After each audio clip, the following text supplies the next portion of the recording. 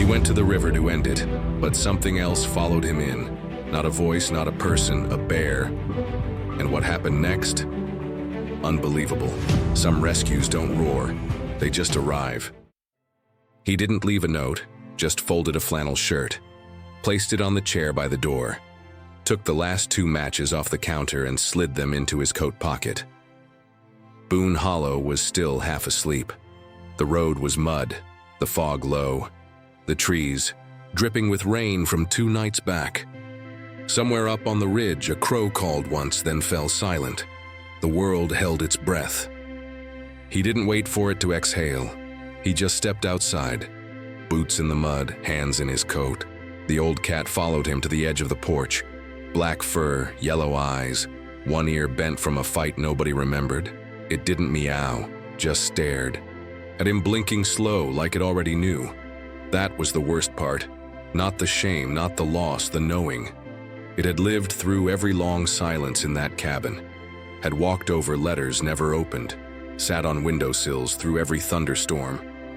He didn't care to close the shutters for. The cat knew, and it still stayed. He nodded once like that meant something and turned down the hill. The river waited. They used to call it Stillwater Fork.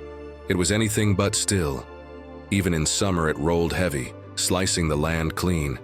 No, children swam in it. No one fished past October. It was too deep in places, too cold, too quiet. A cut in the world you couldn't sew shut. He followed the deer trail down like he had 1,000 times. Past the old stone fence. Past the tree where his boy had carved a face once with his pocket knife. He didn't look at it. The ground was soft. Each step sunk half an inch. The air smelled of cedar, mold, and the last kind of cold before winter. The river saw him first, not in the way a person sees, but in the way a grave knows when the dirt's been disturbed. He stepped into the water. Without hesitation, boots first, then knees, then waist. No ceremony, no crying, just stillness. They called him quiet before they called him broken. Years back, before the funeral, before the bottle, before the way his house leaned inward like it had grief in its frame. He had a son, a wife, a life made of coffee in the morning and the sound of spoons in mugs. And then he didn't. No crash, no tragedy worth telling, just the slow kind, the one that eats from the inside. The boy was 10. Fever, hospital 60 miles away, no insurance. They did what they could, and when it wasn't enough, she packed a suitcase and left it by the door. Didn't leave a note, just a folded flannel shirt. He never blamed her. The water hit his ribs, cold enough to cut, but he didn't flinch. The cat wasn't there, but somehow he felt it, watching, not because it could follow, because it would remember. He took another step. The current pulled. He welcomed it, eyes closed, breath long. He tilted forward and something growled, not loud, not sharp, just low, like the forest cleared its throat. He opened his eyes, and there it was. Across the riverbank, half cloaked in fog, stood a bear. Massive, still, scarred, black fur slick with rain. It didn't move, didn't blink, just breathed. Now here's the thing about death, it's not the fear of it that stops a man, it's being interrupted. He froze. The river pulled at his legs, the stones shifted under his boots. But he stood, still, and the bear stared, like it had been waiting, like it knew too. The man clenched his fists, said nothing, took another step forward. Chest deep now. The bear stepped forward too, into the river. No one teaches you what to do when an animal refuses. To let you die, he yelled, not words, just the raw noise of a man who'd come too far to be stopped by myth. The bear didn't flinch. He raised his arms, thrashed at the water. Go, he barked. Leave. The bear came closer, not fast, not slow, just certain. He stumbled backward, nearly fell. This wasn't how it was supposed to go. He'd written the story already. Man walks into the river, current takes him, world forgets. Simple. Not this, not judgment, not a witness. The cat was still on the porch, miles away, tail curled, over its paws, eyes fixed on the trees, as if it could see farther than it should. The bear was 10 feet away now. The man stood shaking, not from cold, from the weight of being seen. He dropped to his knees. The water kissed his chin. He didn't beg, didn't plead, he just said why. And the bear blinked once, then it stopped, right there. Chest deep, breathing, waiting, as if to say, I'm not here to explain, just to interrupt. Time stretched thin. The sun dipped behind the ridge. Darkness came with fog. The man shivered, legs numb, hands blue.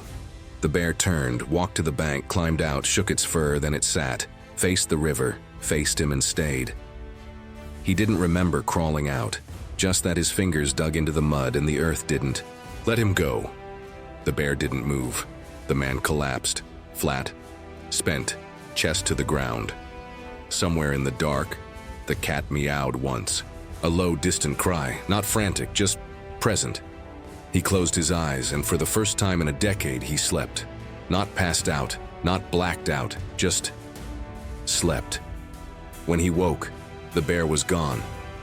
But there were prints, massive, deep, circling where he'd lain, and a feather, long, black, from a crow stuck in the mud right by his hand. He stared at it for a long time. Then he picked it up, slid it into his coat pocket next to the matches, stood and walked home. The cat was on the porch, hadn't moved. When the man reached the steps, it stood, brushed against his leg, then walked inside. Like nothing had changed, but everything had. He didn't burn the note, didn't keep it either, just placed it between 2 pages of the Bible he never read, and put it back on the shelf. That afternoon, he swept the porch, boiled water, trimmed the broken edge of the curtain above the sink. The world didn't notice, but the silence did. It stopped feeling like a weight and started feeling like a witness. At dusk, he returned to the river, not with stones in his pockets, just himself and the cat, walking beside him like it had done this before in another life. He didn't go back to the river the next day, or the next. Instead, he paced the cabin like a man trying to outrun something that had already climbed inside him. Every time his foot hit the floorboards, the cat looked up, just once, then closed its eyes again. Like it had seen this pattern before, he chopped firewood that didn't need chopping, fixed a latch that hadn't broken, stared at the photograph he kept turned face down under a stack of yellowing receipts, then turned it face down again.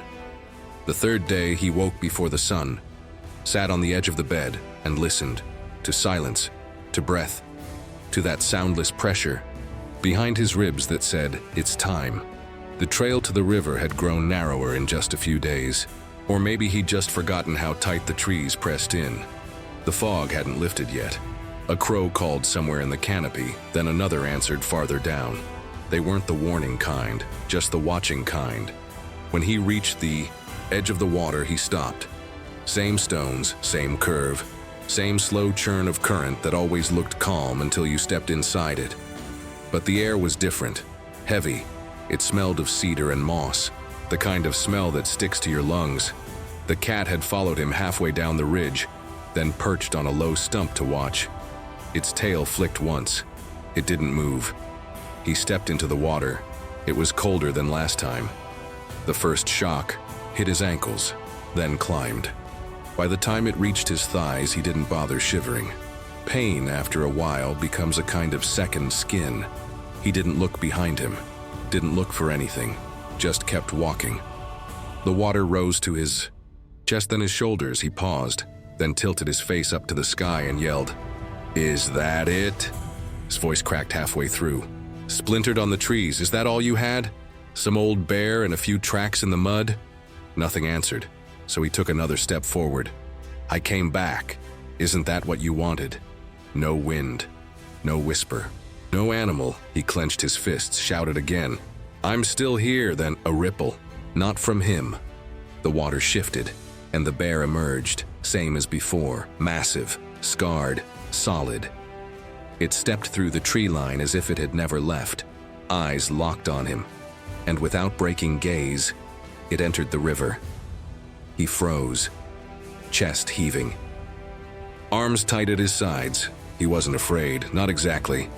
But something inside him dropped, like a stone in the belly. The bear came closer. The current parted around its form, soft but certain. Its fur clung to its frame in wet layers, thick with shadow. Water dripped from its jaw in long, silent beads. 10 feet. 8. 5. The man gritted his teeth. "You don't get to stand there like that." He stepped forward, chin deep now. The river pulled harder. "I came here to end it." The bear didn't stop, don't you understand? He threw a fist into the water, sending spray between them. Then another, then both. He screamed, roared, slammed his fists into the river until his arms burned. "You should have let me go." The bear remained. Memories came uninvited. The hospital, bed, the pulse that slowed. The nurse who couldn't look him in the eye, the phone call that didn't come, the door that closed. The sound of boots on old floorboards, then no sound at all. He dropped to his knees, the river kissed his chin. "I carried it all," he whispered. "I never dropped it." The bear inched forward. I buried them both, cleaned the blood, took the silence. And for what? He tilted his head up. "I did everything right. I didn't run. I stayed." His voice broke. Why did staying still ruin everything? The bear stopped, close enough to touch. It didn't growl, didn't move, just breathed. And in that moment, he broke. Not loud, not like the movies, just, quietly. Fully, like a dam cracking inward. He let himself slip under. Didn't flail, didn't resist, just dropped. The cold was instant, deep, final. Opened his eyes beneath the water. Saw the blur of the bear above. A towering shape. Still watching. He closed his eyes. Let the ache reach his ribs. Let the weight press down. He thought, it's over. And then, something touched him. Not with force, just with presence. A solid mass brushed his chest. He opened his eyes. The bear was there, underwater, not swimming, just standing, anchored, and it didn't let him sink. He surfaced, gasping, hands flailing, grasped at fur, held on. The bear didn't shake him off, didn't move, just bore the weight. And when the man's knees buckled and he drifted toward the current, the bear stepped sideways, cutting it off, not as a wall, as a witness.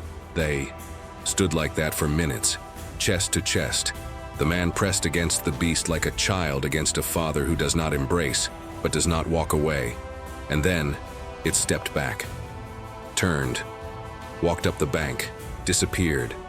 The man collapsed on the mud, chest heaving, arms trembling. He cried then, not because he was afraid, but because something holy had just refused to let him die. He stayed there until night fell, built a small fire with wet twigs and stubborn hands. The cat came to him sometime before dawn, curled beside him. Didn't purr, didn't touch, just stayed. When he woke, the sun was pale. The river mist had thickened, and on the mud beside him again, one black feather, 2 paw prints, facing outward, like something had stood between him and the dark. He stood, his spine popped. His knees cracked, but his legs held. He looked at the river, then at the sky. He whispered, "I'm still here." The crow called once from the branches. The cat stretched, looked up, and they walked home, together. He didn't talk about the bear. Not to the cat, not to himself, not even inside his head. But it was there, in the way he moved around the house now, the way he touched things before picking them up, how he paused before turning on the porch light, at dusk, as if the act itself required permission. It was in the way he stood at the sink longer than he needed to, watching steam rise from the chipped mug he'd been drinking from since '97. In the way his breath stayed longer in his chest. Not rushed, not shallow. The bear didn't save him, but it hadn't let him go either. And so now, he lived. Not in the way people meant when they used that word. Not birthday parties and Sunday barbecues, but in motion, in presence, in the act of not disappearing. He fixed the broken step on the back porch. Not because anyone would use it, no one ever came around. But because he'd nearly fallen through it twice, and somehow that felt like disrespect now, to the porch, to the silence, to the fact that he was still here. He cleared the gutters, pulled out an old wooden rake that hadn't been touched in a decade, and started moving leaves off the side of the shed. It took hours. The cat sat on the wood pile and watched, blinking slowly every time he bent his knees too hard. In the afternoon, he opened the drawer where he kept things that didn't belong anywhere. Receipts, pieces of string, one broken spoon, and found the photograph. It had curled slightly at the edges. The boy's face was turned toward the light, caught mid-smile, mouth open, some kind of joy spilling out of him like it didn't cost anything. He pinned it to the wall. No frame, no glass, just 2 thumbtacks. He didn't explain that to himself. Didn't need to. On the 4th morning after the river, he woke before the sun. The cold was biting, even inside the house. But he didn't light the stove. He just pulled on his coat and stepped onto the porch. The mist was lifting from the holler, slow and soft, like breath settling into lungs that had stopped fighting. The cat sat on the railing, tail draped golden, eyes half closed. It didn't look at him, but it knew. There are things animals carry in their stillness that people will never understand. He started walking again, not toward anything, just away from standing still. He took a side trail into the woods behind the house that he hadn't walked in years. The one his boy used to take to reach the blackberry patch. The undergrowth had grown wild. Most of the bushes were gone now. Deer or drought had taken them, but the curve of the trail was still there, pressed into the earth like a memory that refused to be forgotten. He didn't cry, but he thought about the boy, the way he'd run ahead, always 3 steps in front, the way he'd yell, "Daddy, look!" even before he found anything worth pointing at. He saw that voice in the way a branch bent under the weight of snow. He heard it in the single dry snap of a squirrel leaping off bark. He didn't stop, just walked. That afternoon, he cleaned out the barn, found the old canteen, a flannel jacket he hadn't worn since she left, and the rusted tackle box that still smelled faintly of lake water and rust. He didn't throw anything away, he just moved it, dusted it, placed things back as if the act of arranging might make some kind of order in the part of him still broken. He started eating at the table again, not in the chair where she used to sit, but across from it, as if something in him still needed to hold space for the missing. The cat took up residence on the windowsill beside him. Most nights it didn't even look at him, just faced outward, blinking at wind or night or ghosts. Sometimes he spoke aloud now, not often, just 1 or 2 words, mostly names, not full sentences, just enough to let the house know he was in it again. One night the fire burned down early. He didn't get up to stoke it, just pulled the blanket higher and stared at the ceiling. Somewhere, outside, a branch cracked. He listened, waited for claws on the roof, for breath near the window, for the weight of presence. It didn't come. He wasn't disappointed, just aware that whatever had stood beside him in the river wasn't something he could call back with firewood or prayer. It came when it chose, and it stayed only long enough to interrupt you before you ended. He began walking to the river every evening, sometimes at dawn too, not to look for anything, just to sit. He took 2 planks and 4 nails he'd been saving in a drawer for no reason, carried them down the slope, and built a bench under the cedar tree that overlooked the bend. It wasn't level. One leg sat half an inch shorter than the rest, but when he sat down, it didn't creak. It held. He didn't carve anything into it, didn't mark it, just sat and listened. The first time the crow landed nearby, he froze. It perched on a low branch 6 feet above him, black, still, eyes alert but unthreatening. He stared at it. It stared back. He didn't move. The crow didn't either, and when it finally flew away, something in him softened, like the air around his ribs finally made space for breath. He didn't know why, but he whispered, "Thank you," and meant it. One morning, he woke to the sound of claws on the roof. Not heavy, just scratching. The cat sat at the foot of the bed, staring upward. He smiled. "There's no room for 2 of you in here." The cat blinked, went back to sleep. That week, he baked cornbread for the first time since she left, burned the first batch, got the second right, wrapped 2 slices in wax paper and walked them down the trail to the mailbox. Left them inside, even though no one would check it but him. It felt finished, like punctuation. The fog thickened that weekend. He felt it before he saw it. Not danger, just weight. The kind of weight that makes you feel your own name pressing down from the inside. The kind that brings back faces not with pain, but with presence. He sat on the bench again, watched the water slide past, didn't speak for a long time. Then, without planning to, he said, "I stayed." The words came out round, solid, final. He didn't mean them for anyone, not the bear, not the cat, but once he said them, others followed. I stayed through all of it. He swallowed, even when it didn't want me to. The cat was sitting in, the dirt behind him still. The crow landed on a low branch. He kept talking, not loud, not sharp, just soft. Like telling the truth to the ground. I buried them both. I fed them. I held their hands. I did everything. His voice cracked, and nobody saw. Silence. I didn't want saving. He looked up, but I think I needed the interruption. The crow flew away. The cat jumped into his lap. He didn't flinch, just held it and breathed. That night, he wrote a letter. Didn't sign it, just wrote. To the one who thinks no one sees. You don't have to scream to be heard. Sometimes silence waits to hold you back. And when it does, you'll know. You were never as alone as you thought. He folded it, tucked it into a crack in the bench.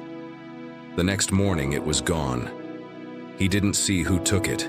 Didn't want to. 2 days later, another letter appeared. Different handwriting. Just one line. He watched me from the trees. I didn't run. He didn't know who wrote it. Didn't care. Just smiled. And for the first time in years, it wasn't a broken smile. It was real. Like light under frost.